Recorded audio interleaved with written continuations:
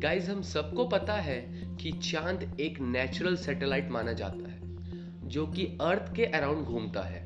But क्या आपको ये पता है कि अर्थ में रहने वाले जीव जंतुओं के लिए मून कितना इम्पोर्टेंट है, या मून किस हद तक अर्थ को कंट्रोल करता है? चलिए थोड़ा मून की सिग्निफिकेंस के बारे में आज मैं आपको बताता हूँ। मून की ही वजह से अर्थ अपनी एक्सिस से लड़खड़ाता नहीं है, जिससे अर्थ का क्लाइमेटिक कंडीशन सही रहता है। और बहुत सालों तक मून को ही देखकर इंसान अपनी दिशा और समय तय करता था। और मून की ही वजह से इंसान कैलेंडर का आविष्कार कर पाया है। मगर मून के बारे में कई ऐसी रहस्य है जिसे मून पर जाने के बाद भी साइंस एक्सप्लेन नहीं कर पाया है। आज इस वीडियो में हम ऐसे ही कुछ मिस्ट्रीज और थ्योरीज के बारे में बात करेंगे और इनका आंसर खोजने की कोशिश करेंगे। सो हेलो गाइस, मेरा नाम है तुषार और आपका स्वागत है द कॉन्स्पिरेसीज की एक और इंटरेस्टिंग वीडियो पर।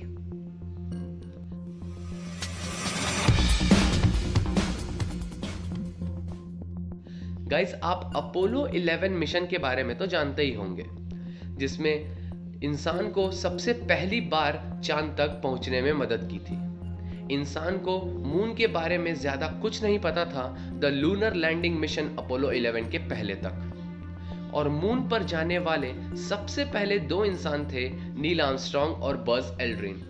बट क्या आपने कभी ये सोचा है कि 1969 में जब इंसान सफलतापूर्वक मून में पहुंच चुका था, तो उसके बाद आज 50 साल के बाद भी और कोई मून मिशन क्यों नहीं हुआ जिसमें इंसान वापस मून पर गया हो? शायद इसका आंसर अपोलो 11 की वो घटना दे सकती है जिसे नासा ने आज तक कभी पब्लिक को एक्सप्लेन नहीं किया। मिशन के दौरान नील आर्मस्ट्रॉन्ग और उनके क्रू ने अननोन स्पेसक्राफ्ट को देखे जाने का दावा किया था, और जब वे मून पर लैंड करने वाले थे तब 2 मिनट के लिए उनका संपर्क धरती से टूट गया था और उनको कई अननोन सिग्नल्स प्राप्त हो रहे थे। अब ऐसे क्लेम्स को सुनकर नासा ने मून पर एक एक्सपेरिमेंट करने का फैसला किया, जिससे द हॉलो मून थ्योरी कहा जाता है। आइए मैं आपको हॉलो मून थ्योरी के बारे में कुछ एक्सप्लेनेशन दे देता हूं।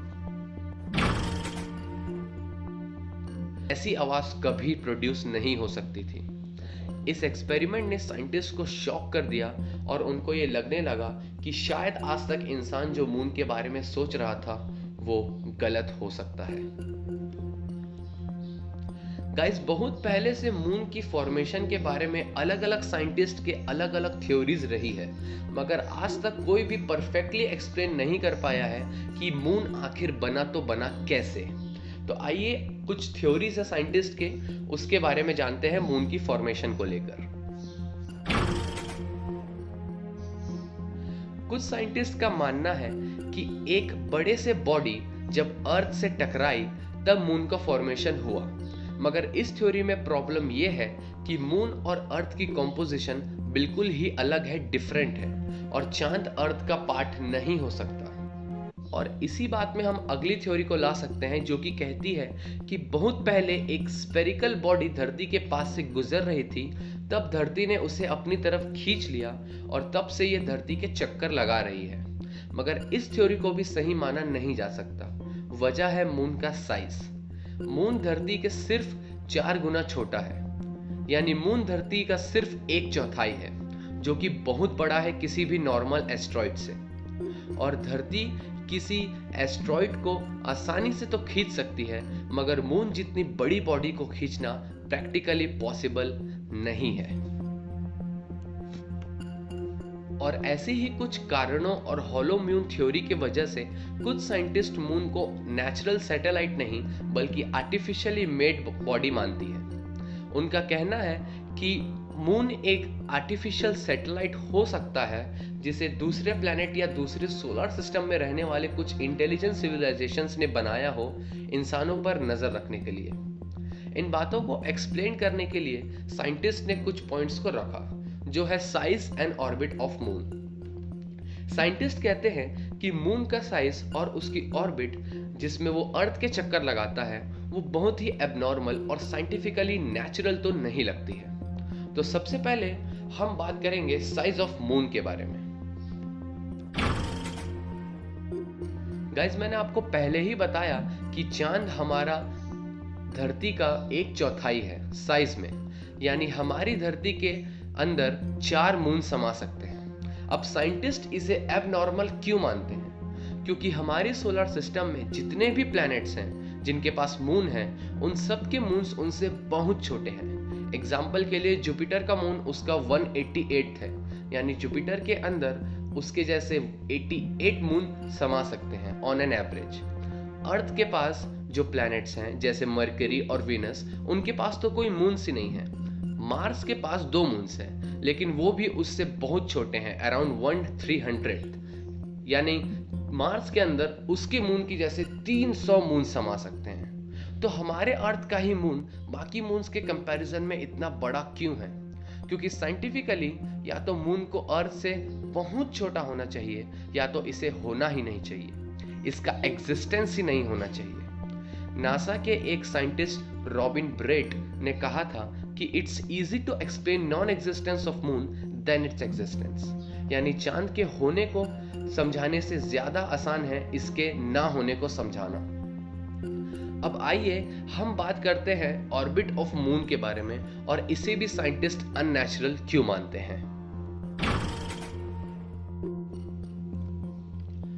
गाइस साइंटिस्ट मून की ऑर्बिट पर सवाल उठाते हैं और इसे अननेचुरल मानते हैं क्योंकि पूरी सोलर सिस्टम में सिर्फ अर्थ का ही मून है जिसका ऑर्बिट परफेक्टली सर्कुलर है, यानी ये बिल्कुल गोल है, जबकि ऐसी हमारी सोलर सिस्टम के किसी और प्लैनेटरी बॉडी के साथ नहीं है। वो सब रिवॉल्व करते हैं एक इलिप्टिकल ऑर्बिट में, यानी उनका ऑर्बिट का शेप परफेक्टली सर्कुलर नहीं है।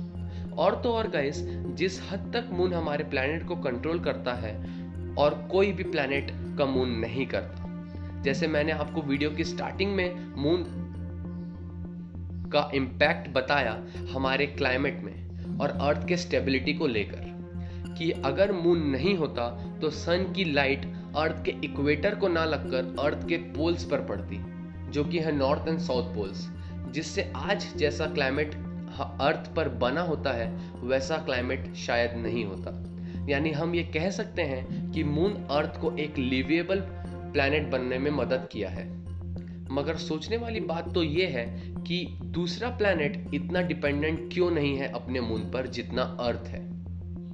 और इन्हीं सब अनआंसर्ड क्वेश्चंस की वजह से कुछ साइंटिस्ट का मानना है कि मून किसी दूसरी प्लैनेट के इंटेलिजेंस बीइंग्स ने बनाया है धरती पर जीवन उत्पन्न करने के लिए, और उसके बाद वो अपने सोलर सिस्टम लौट गए। वे कभी कभी मून को चेक करने आते रहते हैं। ये बात नील आर्मस्ट्रांग और बस एल्ड्रिन के द्वारा अंतरिक्ष में स्पेसक्राफ्ट देखे जाने वाली घटना को भी कई हद तक एक्सप्लेन कर सकती है। सो ये था वीडियो गाइस मून की मिस्ट्री के बारे में। और by watching this video, do you guys also think that moon is an artificial body made by aliens? Do let me know in the comments below, and I'll see you guys in the next video. Till then,